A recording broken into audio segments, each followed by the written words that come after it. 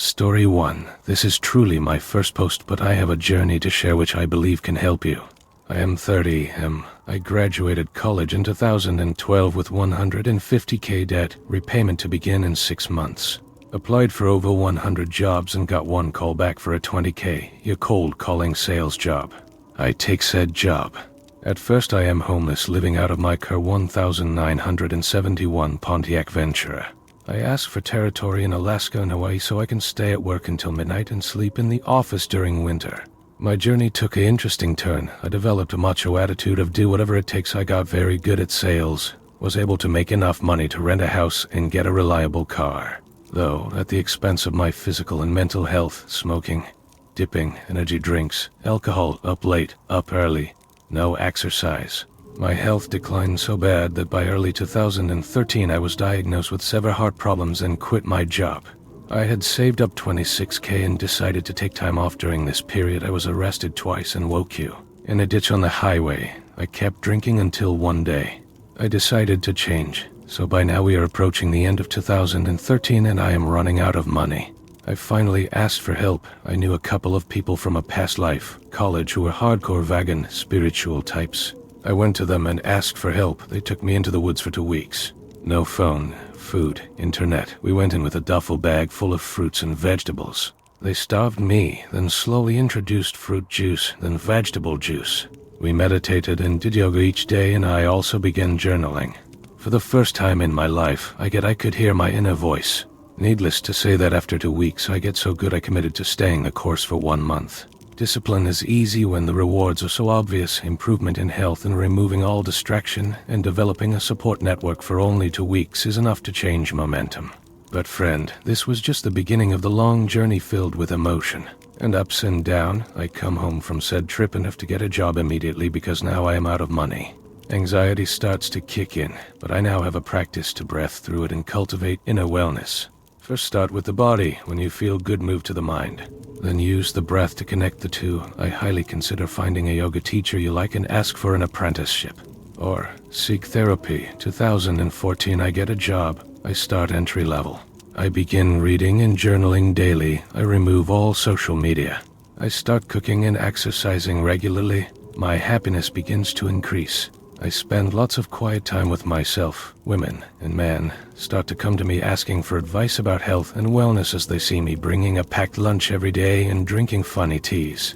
From 2014 to now I have been promoted through the ranks and recruited to a director of sales position at a great tech firm. I own 3 properties valued over 1 million and rent 2 of them for passive income. I have a B and go outside, walk then run. 3. Find your own spiritual practice.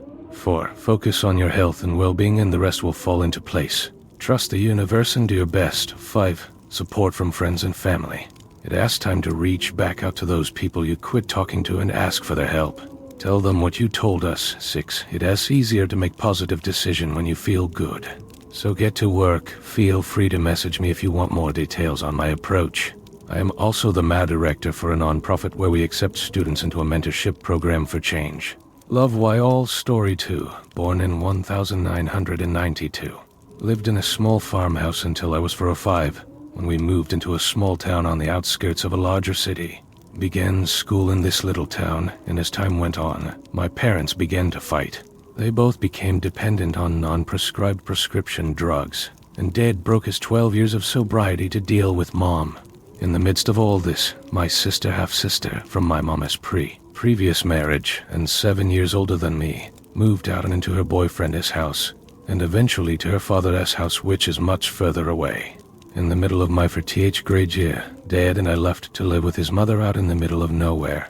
After Dad and I left, Mom also went to move in with her mother about 2 hours from where Dad and I were living. She called me on the phone and asked if I wanted to live with her. I didn't know what to say. I was 10 years old at most, and I loved both of my parents. Not wanting to hurt her, I told her yes, and a few weeks later she came to get me. There was a custody battle, and Dad got to see me on weekends. At my new school, I was entered into the Gifted and Talented program, and I made a few friends, but I never really felt like I fit in. But I started playing soccer there, and that kept me busy. At the time, I had no idea that my father had begun using harder drugs as a result of me moving in with Mom. More on that later. After a while, my mom met a new guy. He seemed like a nice man. Had 2 kids of his own from a previous marriage, and they hit it off well. Less than a year later, they got engaged, and we moved out of my grandmother's place into a new house, at least an hour or so away. I started school again in a new place, trying to make new friends. My dad kept driving the long distance to get me on the weekends, but I could tell it was taking a toll on his wallet. Also, it was during these weekends that other family members started hinting at me that my father had a drug problem. After a few months of living in the new place, the new guy began to be abusive toward my mother. Shortly thereafter, she and I left, and moved in with her uncle who happened to live very close to my father. Well, my great-uncle was and is a severe alcoholic, so that living arrangement didn't last long. We soon moved in with my mama's sister, who lived in another state about a 6-hour drive from my dad. I was not happy about this new living situation, and my grades began to slip. I did everything I could to avoid going to my new school. I would still see my dad on weekends, but the extra distance made it even harder. Of course, my mom and her sister began fighting, and we eventually ended up moving back in with Dad.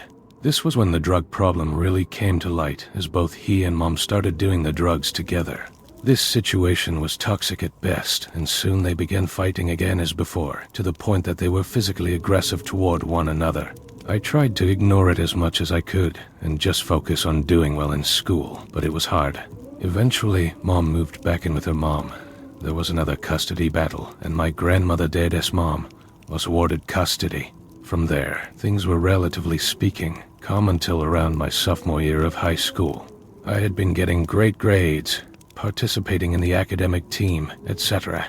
I would occasionally sneak off with some friend and drink, smoke weed, but I didn't let that interfere with the real world. However, one day my mother called me and said that, before I was born, my dad had molested my sister. At first, I didn't believe her mom is always looking to start an argument when it comes to Dad, but then my sister eventually told me herself. I was heartbroken. I loved my dad so much, despite all of his problems. I still do, but at the same time, I hated him for doing that. My sister and I are very close, and I had a lot of trouble learning how to forgive him.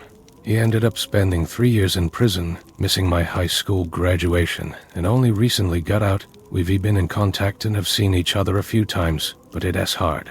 Toward the end of my high school years, one thing was certain for me. I had to get away from my family. I needed to apply for every scholarship I could find, go to a good school, get a degree, and make something of myself. I wasn't going to let my children go through the same thing I did, so I rededicated myself, and I succeeded. I got into a good school, not an incredibly prestigious school, but a good one, pursuing a degree in chemical engineering. I earned enough scholarships and grants to avoid taking out a single loan, and I'll be a senior in the fall. I've done much better in college than I could be imagined, and I am lined up to get myself into a highly ranked graduate school to pursue my PhD. Interspersed through this story are other major events mostly related to girls, but I didn't bother including them because that would be made it even longer. I know very few people will take the time to read all this, and I am not even 100 sure why I wrote it all out. But I hope anyone who does bother to read it takes something from it. Drive, had shitty, drug and alcohol addicted parents, moved around a lot, worked my ass off, made myself a success. Moral of the story, dawn to give up. Story 3, 26 is the exact age my life turned on its head. I was a high school dropout with no certification or qualifications. I was a drug addict. I was a thief. I was drinking daily. I had no license. No car. I lived with my mates who were all exactly the same. I was hanging out with bad people. The whole 9 yards. I am coming up to 10 years later. Almost 36 years old, and I currently make $180K a year, and while I am not rich, I live very comfortably, holiday overseas regularly, and want for nothing. I am in the best financial shape of my life. I have a happy, loving family. The most stable relationship and home life I've ever had in my life. I compete in boxing, kickboxing, and Ma. I am in the best physical shape of my life. I am sober from hard drugs. I still drink occasionally, but hardly ever these days. I achieved all of it in those 10 years from 26. I still feel like I wish I realized sooner, but that is life, man. Things happen exactly when they were supposed to happen. What changed me was the birth of my child. Once that happened, everything changed. And I was fortunate enough to work within a company that had potential to rise through the ranks with hard work and dedication without any certification behind me. You just have to really wake up and get it. It has a process, and it has slow, but day by day, chipping away at it. Start a career and bust ass. Pick up a hobby and bust ass relentlessly, bro. I worked 12, 13-hour days, 6 days a week, and went straight to training after it. It can be done, but it asks fucking hard, and it will push you to your physical, mental, and emotional limits. But how bad do you really want to improve your life? That is the question that will keep you going. Good luck.